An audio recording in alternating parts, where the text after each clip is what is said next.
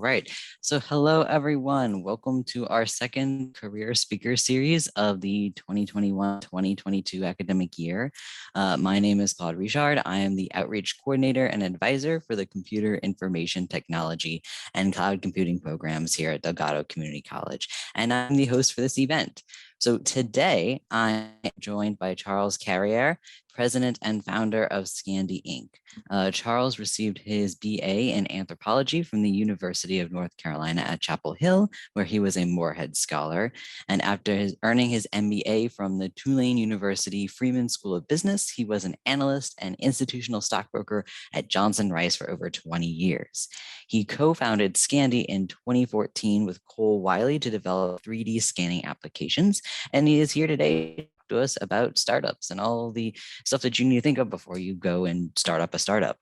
Now, before I turn this talk over to Charles and let him present everything he wants to present, I want to give everyone just a rundown of what exactly the Career Speaker Series is and go over some ground rules.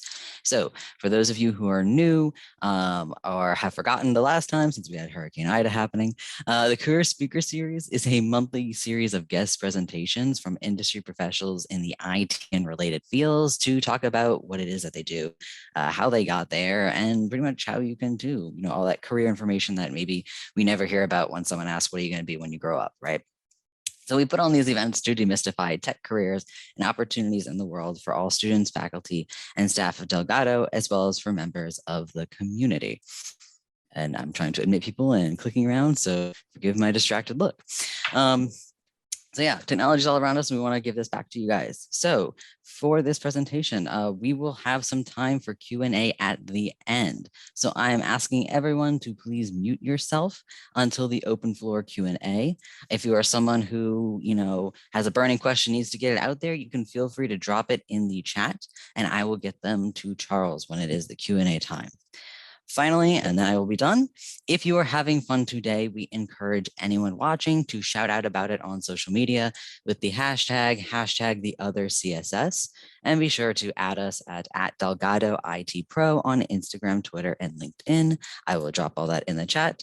And that is it for all of my information. I'm going to turn it over to Charles. Charles, all you. Thank you so much, Claude. Appreciate it. And I'm delighted to be able to chat with all of you today. I am going to attempt to share my screen. Let's see how this works. All right. Can you see me? Can you see that screen? Yes. Yep. Great. Okay. So yeah, I'll just give you kind of a brief background and then jump into kind of some other topics that might be, I guess, good topics for questions. So as Claude mentioned, I founded Scandy in the middle of 2014. We have evolved into a leading mobile 3D scanning company focused on geometrically accurate mobile 3D scanning. Our offerings include Scandy Pro for iOS, which is a subscription-based 3D scanning app that has over 550,000 downloads in the Apple App Store, and our RU SDK, which is a software development kit for iOS 3D scanning. I will, just because a lot of people don't know what 3D scanning is or what it does, I'm going to stop sharing this and I will give you a quick demo of what 3D scanning is on a mobile device. So what I have here is an iPhone 12 Pro, which has a depth sensor in it. So if you have any iPhone after an iPhone 10, so a 10, 10S, 10R, 11, 12, or 13, it has a depth sensor. Basically, if you have a Face ID or Face Unlock on your phone or your iPad, then you have a depth sensor and you can take a 3D scan. So this is Scandy Pro. I'm just going to do a real quick scan. It does not scan transparent materials well. So I'm going to take off my glasses and just do a very rough scan real quick.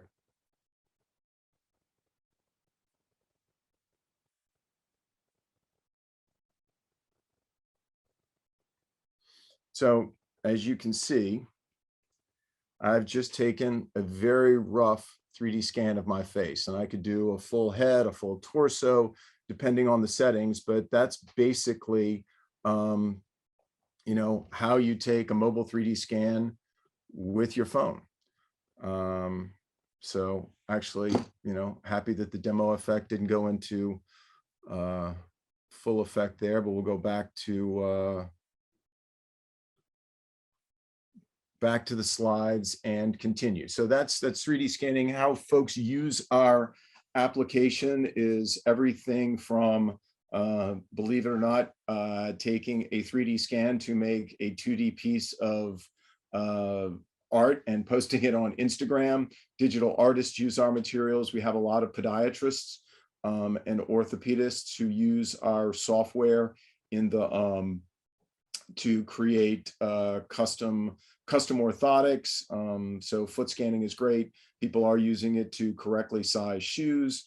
With our SDK, we have it's even been used in an operating theater. We had a company in Australia that was using a version of our software to align a 3D scan taken in the operating room with a CT scan that had been taken of the patient previously, so they could line up their surgical instruments appropriately. So it really is an amazing tool. And we were very lucky that the iPhone 10 came out when it did. That's part of the journey that I'll tell you, because basically what it did is it put 3D scanners in the hands of tens and then hundreds of millions of people, whereas before we've been struggling to find some traction.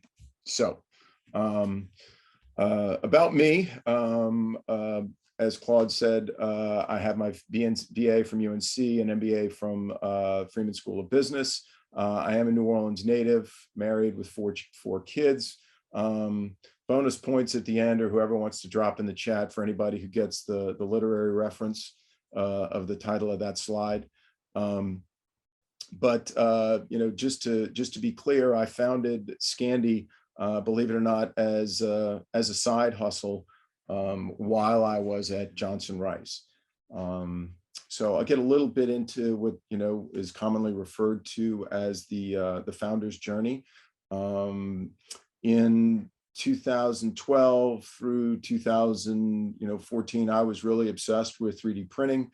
I was just fascinated by what I felt was the technological progress that the industry was undergoing. I was making connections by virtue of the fact that I was a institutional stockbroker. I was able to make some connections with managements at various 3D printing companies and got to know the industry very well. And at the time, I was looking around at financial services and specifically oil and gas, which is the industry that I was participating in, the group of companies that we followed at Johnson Rice. And I was looking for something that really had more, I wanted to participate in an industry that had more growth, and 3D printing and software certainly had that. Really, the impetus for me doing this was that I had a connection at 3D Systems. At the time, he was running the 3D Ventures arm, and he said to me, Charles, if somebody were to make a 3D scan to 3D print application, I would buy that company. Like, wow, seems like a great idea. Why not do it? So the same friend had introduced me to a very, very talented software developer who was pretty much fearless. And I went to him and I said, do you think you can build this? He says, sure, it's just code. And so we kind of jumped in with both feet. So that was the why. The how it happened is probably not atypical from a lot of founders' journeys. I was willing to write the initial checks early on, and then when it got to be when it was very clear that we wanted to scale it, we were going to need more capital beyond my ability to write the checks. We raised money through a SAFE, which is a simple agreement for future equity. We generated a tiny bit of revenue, but enough to get us to a Series A. Then we generated a little bit more revenue. We we raised a convertible note, and then, in 2019, we had, best year ever, generated, substantial amount of revenue. We recently raised a Series A1, and we'll see what happens next. So, along the way, I just want to say we made plenty of mistakes. And the advantage of mistakes is that you do get to learn a lot. There's the old story, you learn more from your failures than your successes. The goal is not to fail and learn a lot. The goal is to succeed, but there are bound to be some failures along the way. So I'll give you my lessons learned. Keep in mind, your mileage may vary. You could take the exact opposite tack of what we took and be just as or far more successful. So these are really not absolutes. These are just my observations along the way based on the mistakes that we made. So first of all, I would say that revenue is more important than fundraising, right? When you start a company, the first thing you're going to do is you're going to think big. How big can this thing be? And when you start with those huge dollar signs, you realize that you're going to have a massive investment to get to those dollar signs. And so the temptation of a lot of founders is to immediately go to whether angel investors or venture capitalists. We've got this big idea, give us a lot of money, we'll go do this. Now, I spent a 20-year career in finance. You'd think that being able to fundraise would be, my bread and butter. And I will say, I hate fundraising. It's not fun at all. I get a lot more joy from generating revenue with our product than I do with going out and convincing people to give me money to generate revenue with my product. So when you generate revenue, that means you've convinced prospects to become customers. And at the end of the day, that's your job as a founder, to generate revenue. Fundraising means you've convinced investors that you'll be able to convince prospects to become customers at some point, or with the capital that you get, you'll be able to convince more prospects to become customers. So my recommendation is, when you start a company, don't immediately think about where you're going to get money. I think that the most important thing you can do is build the minimum viable product, the smallest thing that you can put in the hands of a customer, and don't be afraid to ask them for money. I'll point out two other things. Getting somebody to pay for your product is an incredibly important validation, even if it's $1. A lot of people will take your product for free, but if somebody's willing to pay you for it and continue to use it, then you have something. The second thing is that the revenue is the least dilutive capital that you have access to. So keep in mind that when you go out and you raise money from an angel investor or a VC, you're giving up control, and there's somebody that you have to answer to. And answering to folks is not necessarily a bad thing, and it's good to have accountability, but just understand that that is a constraint that you will then have to deal with, and you'll be with those investors until the day you either shut down or you liquidate the company, because in most situations, there aren't opportunities to get rid of them, right? Not that you necessarily want to get rid of somebody that's giving you money, but just understand that you have to, you do have to answer to them. So, and keep in mind, I know Claude said, don't, oh, sorry. There's a question on there. Is it available on Android for Samsung devices? I'll go ahead and answer these questions along the way.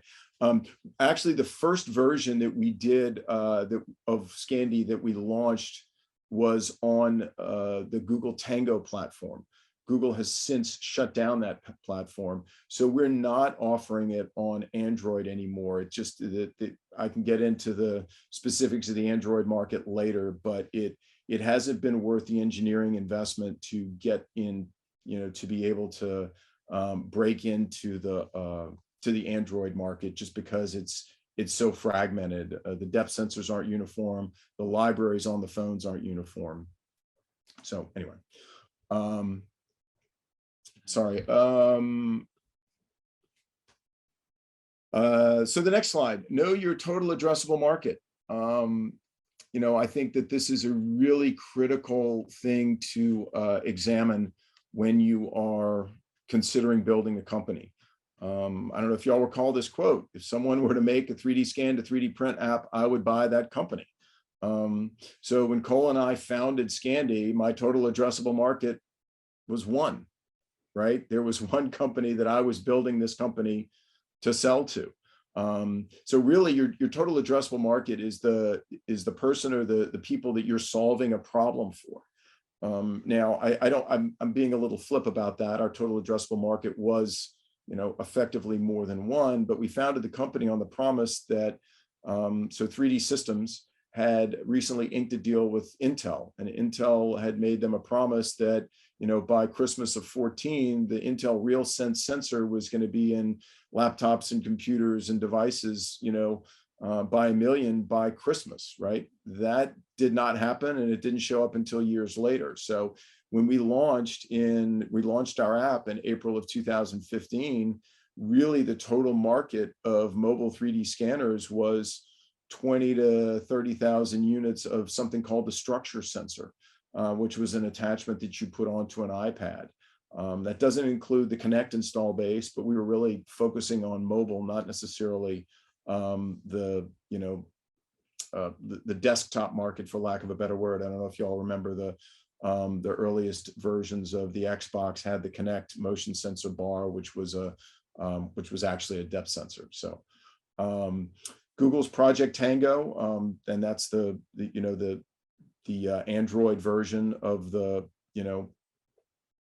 effectively the iPhone 10 that came out several years before. It was still in its infancy. You couldn't really get access to a Project Tango phone, so that wasn't a mass market device. And the iPhone 10 was still 3 years away. So, if we'd really sort of stepped back and said, what is the likelihood that Intel is going to really have 1 million units out by Christmas?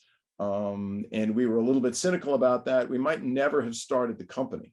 And again, not that I regret starting the company, it's been a fantastic ride, but it's something that I should have gone into that with a little bit more eyes wide open about what happens if Intel doesn't launch on time. What other kind of market is there? Excuse me. I guess the counter argument to that is that we really were building a negative space play, right? The market wasn't necessarily clamoring for mobile 3D scanning.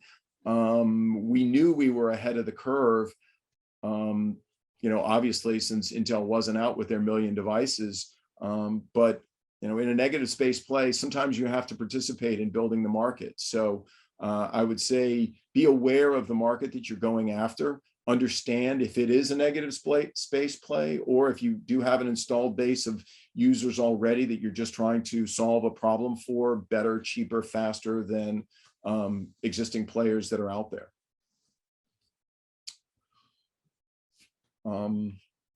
Focus, focus, focus. That is one thing that Scandy still struggles with at times.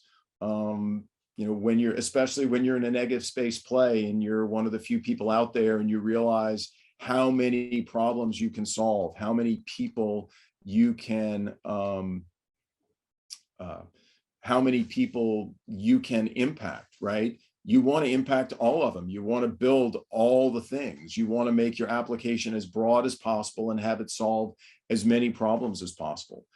I think in retrospect, we would have been better had we simply picked a single lane and driven very fast in that lane. The advantage of that is that you either succeed in a hurry or you fail in a hurry. And if you fail, you move on to something else. Typically optionality, the ability to do many, many different things is overpriced. That's why most people, buying call options in the market lose money. So I would say that the best thing to do is to understand what problem are you solving and for whom, and just do that very aggressively. But as I said, there's a counter argument to that. When you're in a negative space play, a wide open playing field, sometimes it can make sense to keep your options open. So again, I don't have all the answers. I'm just telling you the decisions that we face along the way and how to manage that.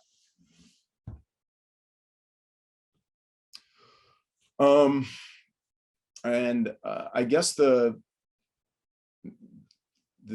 biggest thing that I have come to realize as an entrepreneur, as a founder, as a participant in a startup, is that things light on fire all the time.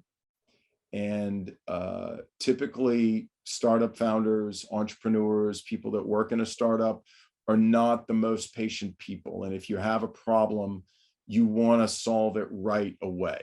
And sometimes problems cannot be solved right away. And if you want to understand that this is a marathon, not a sprint, you have to be comfortable going to bed knowing that things are on fire. And waiting, and patience are probably not going to be your superpower, but they need to be. I think that, basically regulating your emotions is absolutely key when you're an entrepreneur. It doesn't mean you don't enjoy the highs, you do. But if you get all caught up in the highs and you let the lows bring you down as low as they can, it can be really, really painful and you'll get burned out. So I guess the fact of the matter is that I think most folks on this call are probably at this point in the pandemic and living in New Orleans with hurricanes, you're used to having things be on fire a lot and not being able to do much about it. So maybe the last couple of years has basically tuned the city of New Orleans into, and probably the world into, understanding there's some things you can control and fix, and there's some things that you can't, and focus on what you can fix, and, what you can't, just, sometimes you have to let it burn. And it's not fun, but, when, you submit a fix to the App Store, and it rolls out, and all of a sudden you realize something is broken and it doesn't work, and you can't get a fix out for another 2 or 3 days, it's terrible. We had at one point we made Scandy Pro a paid app, and it was just, I think we charged $3 to download the app, and then $1 to save a scan. And at one point, we basically decided to make the app free, and we wanted to put, I guess, an in-app purchase ability where you could buy a subscription to purchase a scan. And so we launched the app. We set the price for, we pushed a new update to the app that had the in-app purchase functionality for the subscription. And we launched the app, and we reduced the price of the app and to zero. And one of the one of the tech, I think it was TechCrunch, or wasn't TechCrunch, I'm trying to remember, but a couple of sites picked up on the fact that we dropped the price of the app, and it went crazy. I mean, we went from, maybe 50 downloads a day to literally thousands and thousands of people downloading our app. And it was really exciting. You could pull up a map and see everywhere in the world that people were doing it. And we realized that the in-app purchase flow was broken, and nobody could purchase a scan. And it was so painful to see all these people who'd never heard of the app downloading the app and participating in it, and not being able to get any revenue from this big boost of users. It was terrible. And, we had like 4 hours of panic trying to figure out what went wrong. We finally fixed it, but, it took us probably another, 3 or 4 days to submit the fix and get it approved by the App Store. So it was that was an early lesson in, what happens when stuff is on fire and you can't do anything about it. Daniel, thank you for that question. Let me get to that after after I go through the next slide. So anyway, getting back to this, you've got to just be in a position to say, this is fine, I'm going to let things burn, and I'm going to fix what I can. So finally, I'll bring it back to the zen of a startup. and this is not something that I'm going to be able to explain to you. You're just going to have to experience it. Your best day as a founder can be worse than your worst day as an employee. And your worst day as a founder can be better than your best day as an employee. And I will tell you that there are a few things better than, seeing something that you've created be, accepted by clients, getting a contract, having people use it, getting good feedback. We went to South by Southwest and we're participating in the virtual reality, augmented reality track. And we'd go to these meetups and, people would come up to this like, oh, Scandy, you're from Scandy. I love Scandy. I use it all the time. And it's really, validating to be at a tech conference where people know who you are. It's a huge rush, but, I can tell you your worst days can be, absolutely awful. But at the same time, there's no safety net when you're a founder. There's no other boss that you can go to say like, look, can you help me solve this problem? So that's why sometimes your best days as a founder can be worse than your worst days as an employee. And, even, your worst days as a founder, you make your own schedule, you live by your own rules, and, your best day as an employee, you still have those constraints. So, the books that have helped me tremendously, The Obstacle is the Way by Ryan Holiday. Basically anything that he's written, I've read and just enjoy the heck out of it, just from sort of understanding how you experience the world and, emotional regulation. It's all about Stoic philosophy, which I think is hugely important. And, I apply the Zen of Python. I'm not, I code some in Python. I'm certainly not capable of coding what we've built there, to any great degree. But I do, I apply a lot of, if you, that's an Easter egg in Python, y'all all may know about it, but, I would contemplate that. So anyway, so that wraps up my presentation. Happy to open it up for questions. And I'll answer Daniel's question first. The question is, what did your day-to-day routine look like while you were first started Scandy as a side hustle? Well, because we were, I was part of a regulated industry, like, being in the stock, as a stockbroker, I had to get permission from my firm to start the company. So that was something that I had to do first. And there were some constraints they put on me. I mean, at the end of the day, the way that I was writing the checks for Scandy was because I was making money at my real job. So there was no way that I could let my full-time job slide. So that was first and foremost. That was my main responsibility. I'd get up every morning, go to work all day, do what I could. There were a couple of times during the day where I'd touch base with Cole and other folks. And certainly in the evenings, I spent a lot of time on that. And then typically on Friday afternoons, I'd hustle to, do everything I needed to do for my job. And then on Friday afternoons, a lot of times I would leave a little bit early and head on over to the Scandy offices and work with them. Certainly it was a lot of late nights and a lot of weekends, but I also had, 4 young kids at the time, so I wasn't going to ignore them later. So I was a pretty busy person. And I think that, the takeaway was that, everybody would ask me, have you watched this show? Have you binged this? Have you done that? And, the answer was no, I didn't have time to do that. So people can't believe I still haven't seen, more than a couple of episodes of Breaking Bad, but there it is. So another question, have you thought about releasing the app through Windows, Samsung, and the Amazon App Store? You stated before that you had issues with the Google Play Store.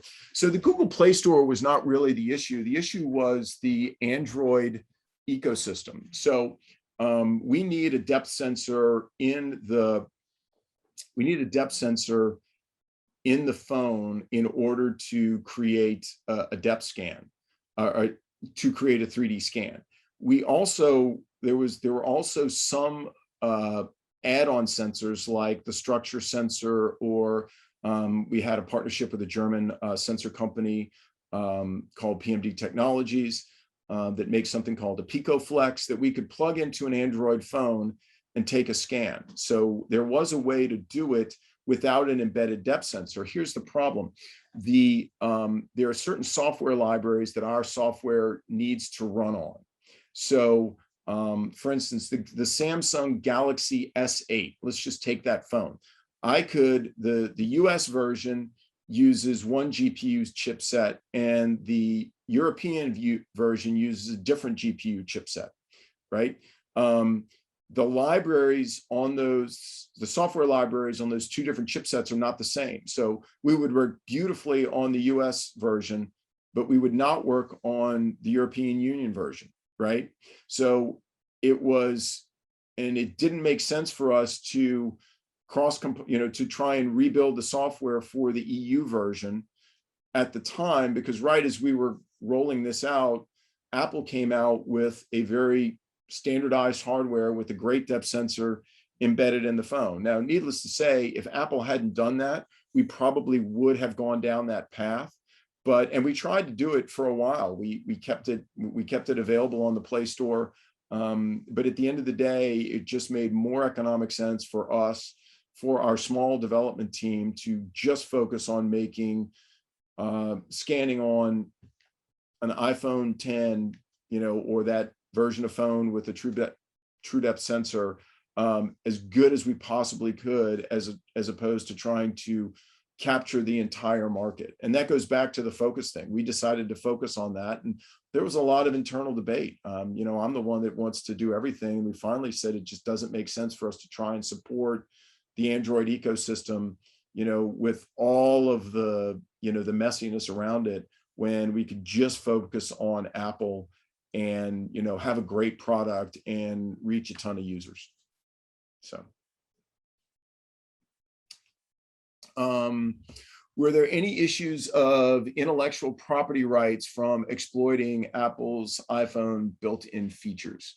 That's a question from Kenneth. There really aren't. They expose that depth to developers. So, we are just taking the depth map that they provide and creating a 3D scan with it. We do have a patent on our pipeline technology. So we're building on top of something that we own, which we thought was important. But we haven't encountered any issues. I think that, if Apple's willing to expose that, the detail from that sensor, just like they do for the accelerometer, if you wanted to build your own, pedometer, if they expose the location services. So it really is just another set of sensor data that they allow developers to build on top of.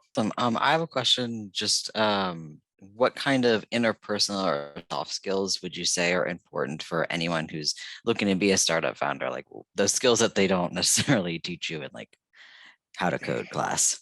Yeah, right? That's a great question. I think that, so two answers. Number one, I think that the thing that they do teach you in the code class that I had to learn, because I hadn't taken any coding classes, is to break down problems into the smallest chunks possible, and try and solve the problem from the inside out as opposed to the outside in. So I think that if you bring that discipline, that's helpful. I think the other thing is emotional maturity. When I'm a lot older than my co-founder, and one of the things that I said to him along the way is that we have to be open to taking criticism from one another, even to the point where we need to be able to have, forgive me, but, and I use stronger terms than this, but you need to be able to have the screw you conversation and the shouting argument, and then, recover and go back to work. And we've had a couple of those. We've had a couple of really, unpleasant conversations, but we've managed to work together. I mean, we're dear friends, and we certainly didn't have that, that relationship at the beginning. So I think that, the ability to accept criticism about your work, about your thought process, about your, the way you're approaching something, and not internalizing that to say, this person is saying mean things about me. I think is very, very important. Because if you take every bit of criticism as personal, then you're not going to be able to grow and solve the problems that you need to solve. So what are some good startups to start? What do you think is needed in the current market for small business, and any tips on how to build a team for the startup? Um, uh, wow, I think that Cassie, I don't have a great answer for you. I've thought about, I constantly think about things that are worth starting. I think that the more important thing, I think a better thing to do is to say, what is a problem that needs to be solved? And is it something that I'm passionate about solving? Right. Um, in my case, somebody came to me and said, I have a problem. I need somebody to build this app. And I was so excited to be involved in that industry that I wanted to get into solving that problem. So what I would say is, I don't have an answer for what are some good startups for you to start. I would look for an industry. I would look for a growth industry, something where you feel comfortable that demand or participation in that industry is going to grow for the next 5 to 10 years. And that tips on how to build a team. I would say, don't focus on building a team first. Focus on, what you can build and what is the smallest number of people you need to get to that point. If you're super technical, maybe find somebody who's really good at sales or marketing or operations. If you're not super technical and you want to do the marketing side, find a technical co-founder. Find somebody that complements you and makes you better. Don't find somebody that's like you. Daniel, you just mentioned Amazon. I don't know what that, if you can, if you want to, expand on that. Andrew asked, how big usually is your R&D team? What kinds of certifications do you need to get into this field? So I would say that, my background, my undergraduate degree is in anthropology ought to tell you that there's, you don't need a tech degree to participate in the tech industry, although I certainly think it helps. I think what's more important is, less certifications and more what you can build. If you're doing a startup, nobody needs to give you a piece of paper to say that you're qualified to do this. You just need to be willing to do it and jump into it. I think getting a technical degree or learning how to code, I think is going to be as necessary as being able to operate Microsoft Word in the next 10 years. So I do that on the side. I think it's fun. I've encouraged all my kids to do it, which of course means that most of them won't, but my oldest daughter is a software engineer, so maybe she was listening. How big is usually your R&D team? Our team has been as small as 2 to as big as 11 over the course of our history. Right now, we have 6 people on the team, and really everybody's involved in R&D to a certain extent. We're developing a product. I would say that, typically in a startup, everybody's doing everything, but everybody is pretty much involved in R&D. I guess the obstacle is the way. Besides the obstacle is the way, were there any other books or resources that you found valuable? Yeah, a ton. I think that 0 to 1 by Peter Thiel is worth reading. That's, fantastic. I read a lot. I mean, you can see I've got, books all over the place. So it's probably too long a list. I would just say read what interests you. There are a couple of things. Hang on. So here's a couple. Sprint, how to solve big problems and test new ideas in just 5 days, right? Written by a couple of guys from Google Ventures. That's one. And who was it? Cassie, you asked for good startups to start. I love this book by Kevin Kelly, The Inevitable. He's I would say a futurist, for lack of a better word. He was the original founder of Wired magazine. And it's basically looking forward and saying, how are we going to use technology? What is going to happen? What is absolutely going to happen? We just can't envision how it happens. So I think that those are some books that I would recommend for, certainly The Inevitable is worth reading. I'm trying to see how old it was.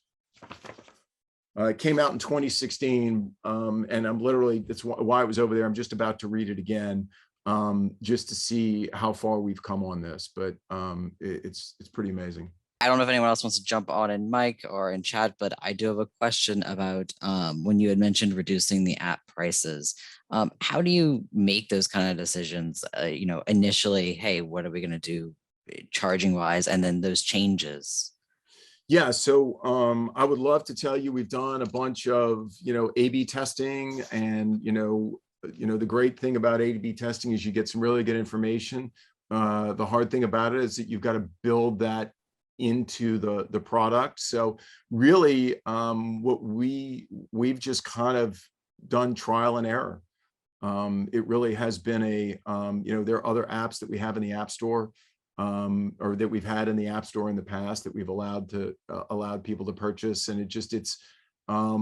we did launch something called STL Maker that had fewer features, that you could pay one price and own the app forever. I think we've been pleased with how the subscription model has gone.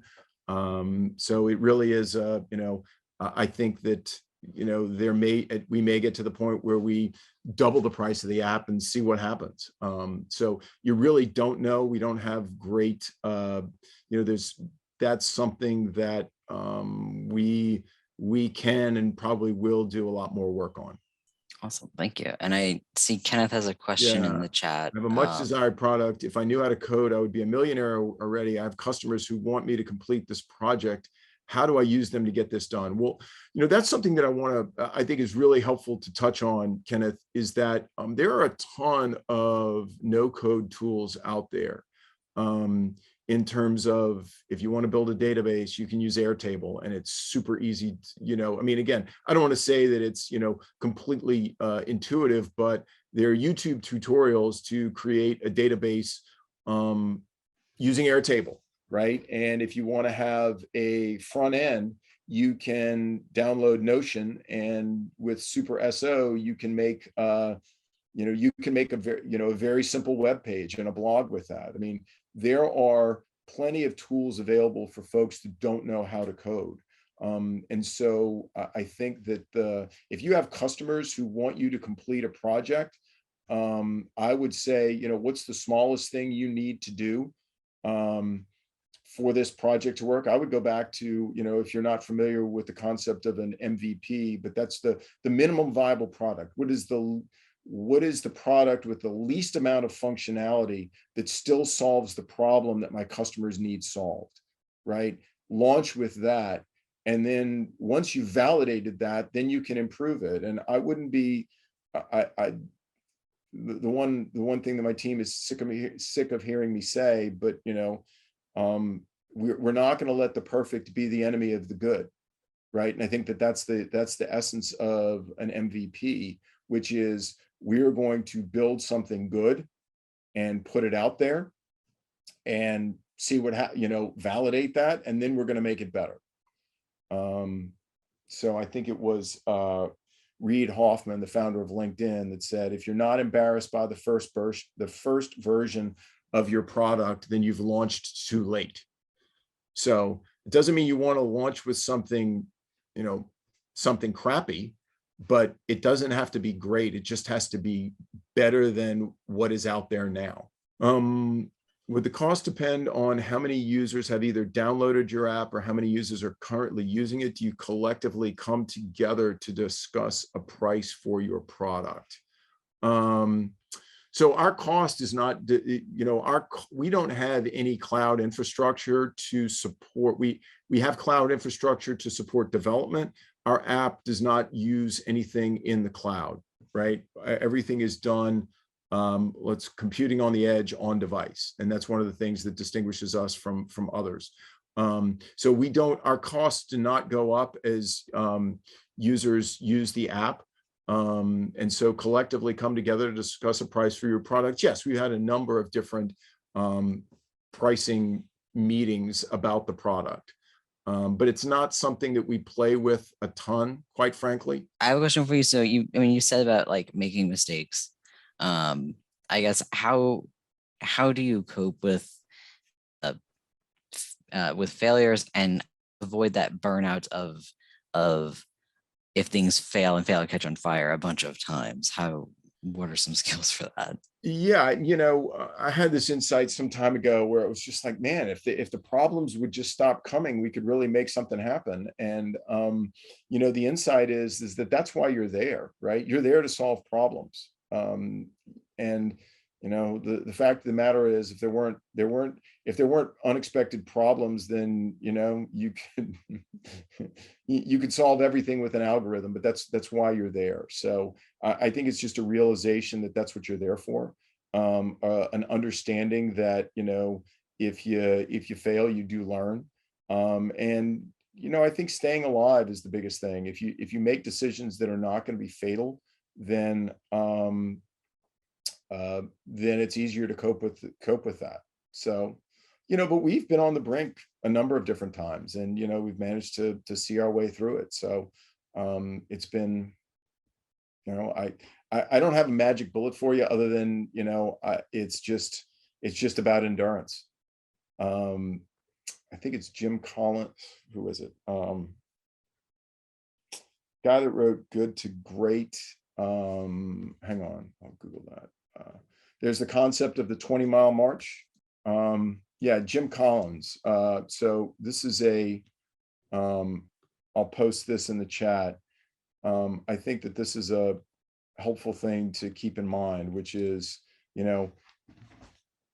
it's about walking 20 miles a day. If you walk 20 miles in a day, because look, when you have a team of people, you've got to be mindful of them, right? If you ask them to walk 20 miles every day and they know what's expected of them, you can go a long way, right? If you tell them one day it's 50 and the next day it's 65, and then, oh yeah, we're going to take a day off today, and then the next day it's 75, it's really hard. But if you get into a rhythm and you say, this is what we're going to do, this is what's expected of you, it's a lot easier to navigate the problems. Opening up to our participants. So Any Kenneth, other questions? yeah, there was one more question. He says, I don't have time to learn coding myself. I do have a prototype done with a simple Microsoft app that clients love already. It's a product you would be using a PC for. So, Kenneth, I'm happy to have you, you email me, and, love to have a 30-minute phone call with you if I can help. I think that, the biggest thing is, if you have a prototype and clients love it, that's validation. I want to make sure, the one thing that I do when I show something to clients, and what I tell people when we're, asking them to use our SDK, is that show it to somebody and don't say, how much do you love this?